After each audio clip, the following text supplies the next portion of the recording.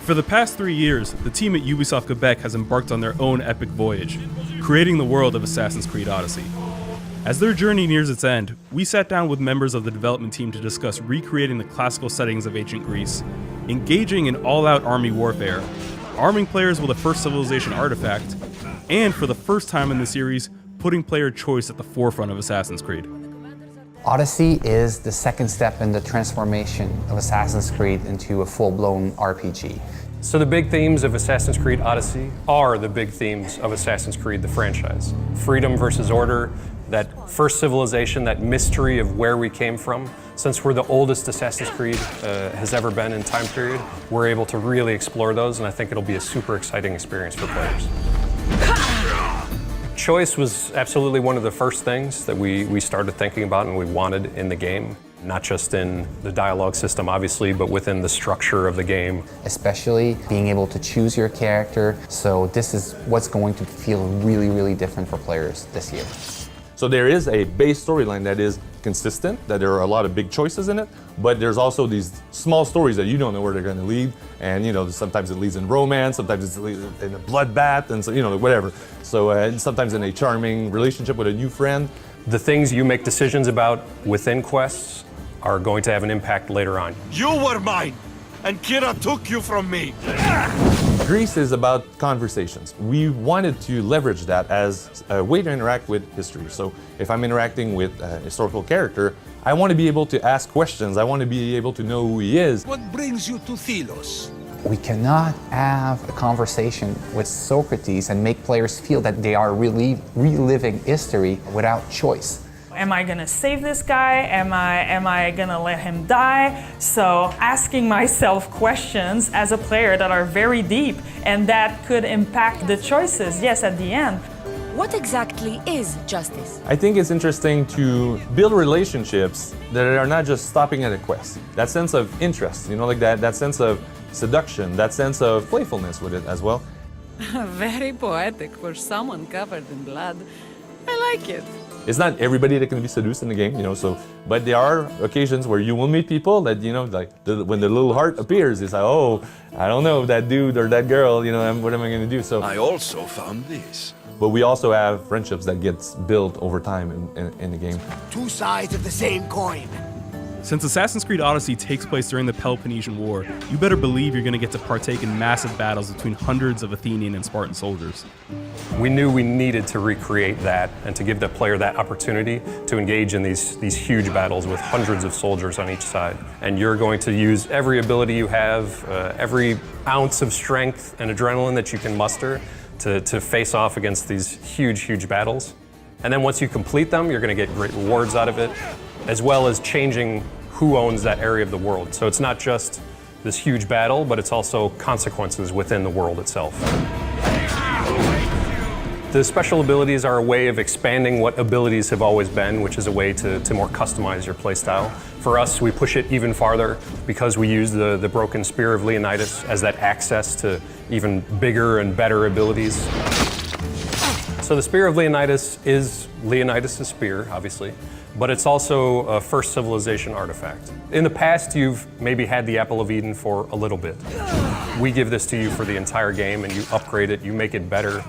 You get to get more abilities because of it and because of its connection to you, which we're going to develop throughout the story. Being 2,500 years ago, the oldest we've ever gone in Assassin's Creed, to where that connection to the First Civilization is the strongest it's ever been in the franchise. I think choosing the Peloponnesian War as a backdrop was an excellent choice. It's a crucial moment in history who deeply impact our civilization today. It's also an opposition between democracy and tyranny. Everything is interconnected in ancient Greece. Politics, religion, and social behavior, it's all connected. And at the same time, when you go visit Greece, none of it is still standing, or most of it is, not there. So where you have to go do the research and bring that back alive. In fact, that's something we've learned throughout our research, that they find color pigment on statues and temples.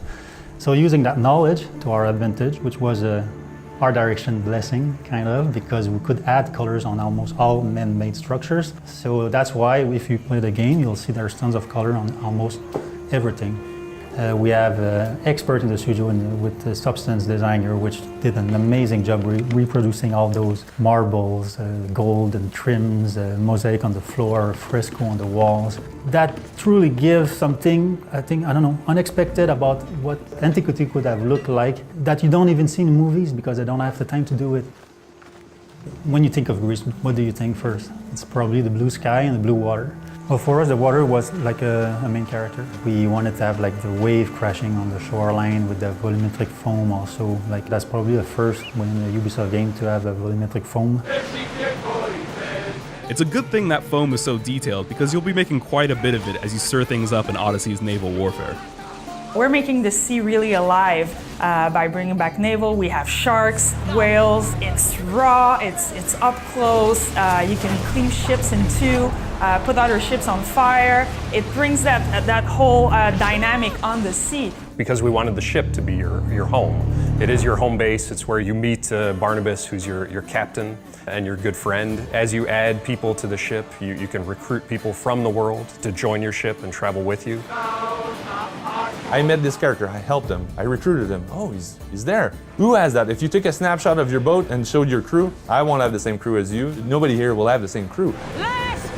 You're going to find them in quests. They're going to be people that you talk to and you can ask them to join you on your ship. And then the other way that you're going to get them is to recruit from your enemies, from mercenaries, from cool-looking characters that you might see in the world or people that have really good stats. Making it not just about, okay, here's a bunch of enemies in front of me, I need to wipe them all out. It was more of, okay, here's a bunch of guys. Ooh, that guy's really interesting. I'm going to go get him.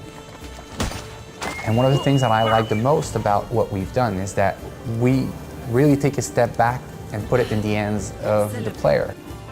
Well, for me, this team that I have now at Ubisoft Quebec, and we've been growing this team since 2005 to be, and this is our ultimate goal, was to build a game like Odyssey. The word Odyssey for our game really comes out as the thing, you know, like you'll be going on an epic journey, and that's what we wanted. You from a mercenary to a Greek legend, you know, the Greek hero, that's what Assassin's Creed Odyssey is all about, so.